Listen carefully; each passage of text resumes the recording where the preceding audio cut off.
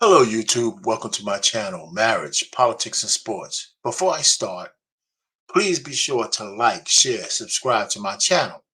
Today, I'll be providing my take on the John Morant situation.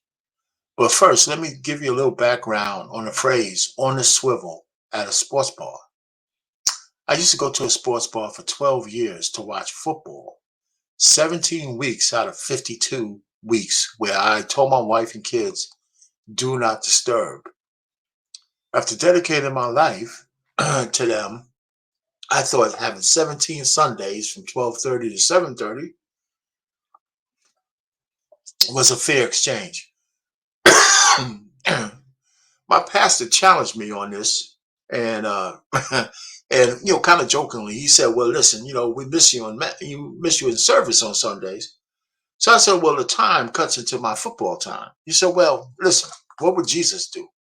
I said Jesus would change the time of service to earlier so I can get in and go watch the game.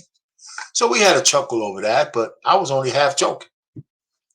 But anyway, back to the matter at hand. J.D. Riddick weighed in on this situation. He doesn't think that the pending punishment awaiting John Morant's fits the infraction. And he's in lockstep with a whole bunch of blackety blacks on this matter. I'm somewhere in the middle, but I think John needs to be punished. But I don't think he needs to be the poster child and destroyed. But this is in staunch opposition to all of the sycophant black male ESPN sycophants, including Stephen A. Smith, and the misandrist-like black women who rule that station. So we're going to let JJ talk in his own words. I'm going to share his thing, and we're going to let him cook for a little while, but then I'll come back. So here's JJ in his own words on how he feels about this situation. All right. So let me get to them, and we'll go from there. All right. Where's JJ at?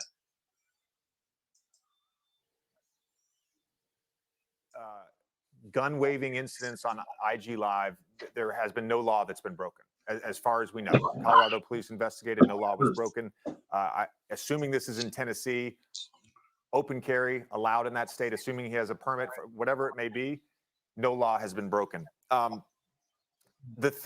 reason I bring that up, it is very clear in our CBA what happens if you fail a drug test for performance-enhancing drugs or a street drug, a narcotic. It's very clear. It's this amount of games.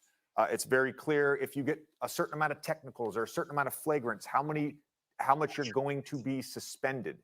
And so that's where I think a 40-game suspension, the precedence for that, for not breaking a law.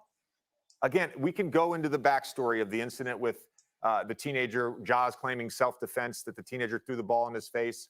We can go into the incident at the mall when he yelled at his security guard. We can go into the incident with the Indiana Pacers traveling party. As far as we know, all of these things have been investigated and no law has been broken. I'm not condoning the behavior. I'm not saying there should be no punishment.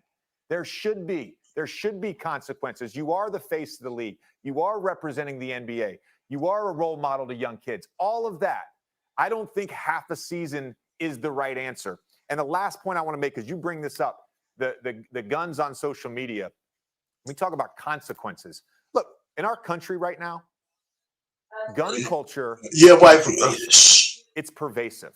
We've got mass shooting after mass shooting, and nobody's doing a damn thing about it. So I get why we're so sensitive to this right now. But there's no consequence for Greg Abbott telling his constituents that they should go buy more guns, and then we have mass shooting after mass shooting in Texas. There's no consequence for an elected Tennessee official to send out a Christmas card holding AR-15s with his young family, and then there's a shooting in his very district. There's no consequences to that. So why are we trying to lay down the hammer on a 23-year-old who?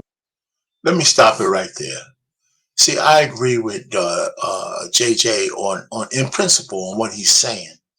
However, there's more to it than that. Okay, so so let me stop sharing that, and kind of go back to where we were because there's more to it than just what he's saying, even though I don't disagree. Okay.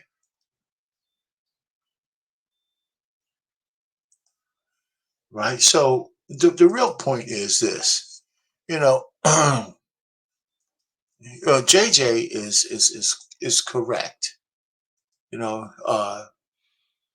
just actually JJ's question is a good one. All right. It's a fairly good question. Okay. Because many black men agree with him on the same principles. But the fact that he's a white man might make a difference, and it shouldn't, but it probably does. This is not a Second Amendment issue. It's not even a strictly commercial one either. That's why Nike doesn't have an issue with another N word brandishing a gun because it sells sneakers. But the small hats excommunicated Kyrie Irving for just posting a link to a video that's still available on Amazon. And they didn't go after Jeff Bezos, whatever the hell his name is. They just came after Kyrie because he was low hanging fruit. So as long as you sell sneakers, Nike doesn't give a crap if you point and play with guns if you're in the black community. However, the NBA takes great pains on how their extremely well paid black chattel employees, or even if it's a 1099, represents the brand. It has nothing to do with whether owning a gun is legal or not. Okay. I expect Ja to get at least 25 games. And as far as I'm concerned, you know what? Those 25 games for a young man is going to cost him a lot of money. I don't think he should get a whole season. I think the players' union should fight that if they do try to give him a whole season. But the fact is that he should get some kind of punishment because he's an idiot. Now, sometimes being an idiot should cost you something. So, listen, once again, that's it for me. This is going to be a short video anyway. So please, like, share, subscribe, comment to this video. And any man out there who's thinking about getting married or courting a woman or vetting her for marriage, please check back on some of my previous video on 10 steps to courting and vetting a woman for marriage. I think there's some nuggets in there that could help you out. It's not an extensive list, but even though I've been married for 36 years, I think I updated it enough for current times for something in there to be useful for you. And I'm still an advocate for marriage, even though that's not a sports issue, but that's my whole thing. I think everything is connected. So, Art Payne, over and out. Until next time.